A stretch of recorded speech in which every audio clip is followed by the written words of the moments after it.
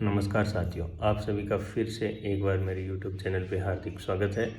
कल से जो एक लेटर वायरल हो रहा है, निदेशालय की तरफ से एक ऑर्डर निकला है, उससे काफ़ी लोग चिंतित हैं और जो चयनित भी हैं, वंचित भी हैं कि इस लेटर का क्या कारण है। ये इसमें कुछ गवर्नमेंट यूनिवर्सिटीज़ हैं, वो तो सारी वैलिड है, NCT से अप्रूवल भी है, उसके बाद भी इन यूनिवर्सिटीज़ का क्यों नाम आया है, और आया है तो ये या तो ऐसे ही है, इन्होंने गलती से डाल दिया होगा।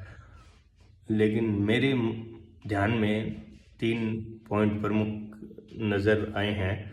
उनमें से पहला पॉइंट प्रमुख कारण ये रहा है कि वो सभी, जैसे आपको भी ध्यान में है कि लेटर में दे रखा है कि NCT की गाइडलाइन के अनुसार तिथि से पूर्व अगर है तो वो वैलिड नहीं है, तिथि के बाद की वैलिड है।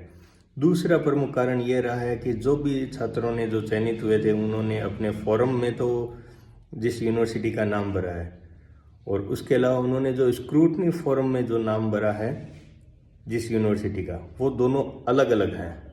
किसी ने जैसे मान लो एग्जाम्पल के तौर पे फॉर्म में OPGS यूनिवर्सिटी लगाई है और स्क्रूटनी फॉर्म में वो सत्य साई यूनिवर्सिटी लगा रहा है।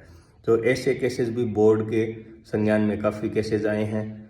दूसरा ये प्रमुख कारण रहा है। इसके अलावा तीसरा सबसे महत्वपूर्ण प्रमुख कारण एक हमारे ध्यान में भी आया है, और मैंने जहाँ तक पड़ताल किया उसमें सबसे महत्वपूर्ण तीसरा कारण भी आया है कि जब अपने ये BPA डिग्री करते हैं तो उसमें ग्रेजुएशन में मिनिमम 45% होने चाहिए, लेकिन उसके पश्चात काफ़ी लोग ऐसे हैं जिनके ग्रेजुएशन में 45% नहीं थे और उन्होंने काट छांट करके या फिर कम करवा के या वहाँ पे एडिटिंग करवा के और इन यूनिवर्सिटियों से उन्होंने BPED की डिग्री धारण कर ली। तो ये केस भी बोर्ड के संज्ञान में आया है। इसके अलावा भी काफ़ी 4-5 बिंदु और हैं जो गोपनीयता को ध्यान में रखते हुए, वो इसलिए मैं आपके सामने शेयर नहीं कर रहा क्योंकि उससे जांच भी प्रभावित हो सकती है। तो ये प्रमुख 3 तो कारण ये हैं। इसके अलावा और भी कारण हैं, उन सभी को ध्यान में रखते हुए 7 यूनिवर्सिटीज़ का ऑर्डर निकला है। इसके अलावा भी और यूनिवर्सिटीज़ हैं जो अभी बोर्ड जिनकी पड़ताल कर रहा है।